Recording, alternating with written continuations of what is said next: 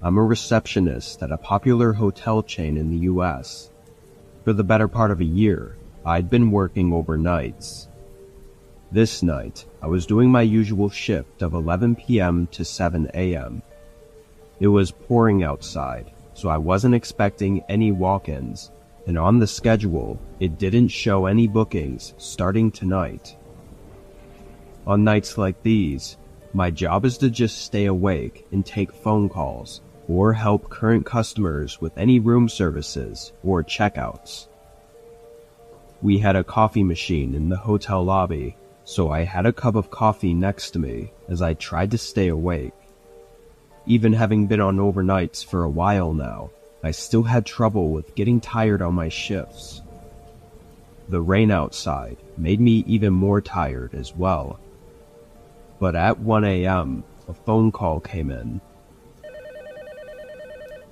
I answered, and before I could even speak, a man quickly asked if we were still accepting walk-ins. Their voice was very muffled though, and there was a background sound that was really loud. "Yeah, we have rooms available for walk-ins tonight," I said. They responded, but I couldn't make out what they were saying.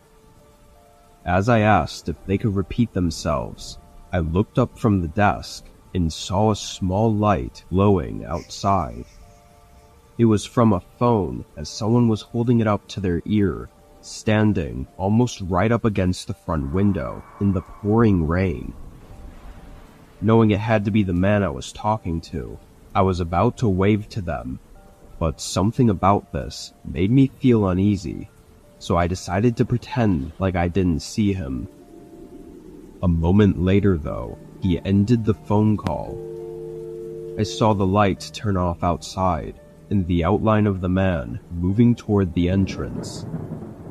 The doors opened and the man walked through the hotel lobby, dragging water across the floor. He came up to the counter and bluntly asked for a room. He was fully soaked and had water dripping from his hair, yet his face showed nothing but exhaustion. I don't know if I'd ever seen someone look so sleep-deprived. I said okay and found him a room, then asked how he'd like to pay for it. He slowly reached into his pocket and pulled out a debit card, then handed it to me. I swiped it, but it declined.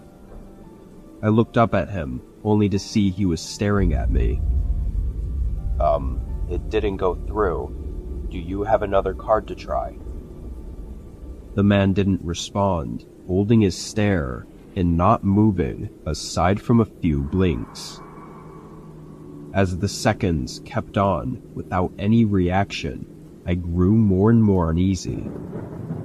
I looked down and put the card on the desk, sliding it back to him, but he didn't even look at it.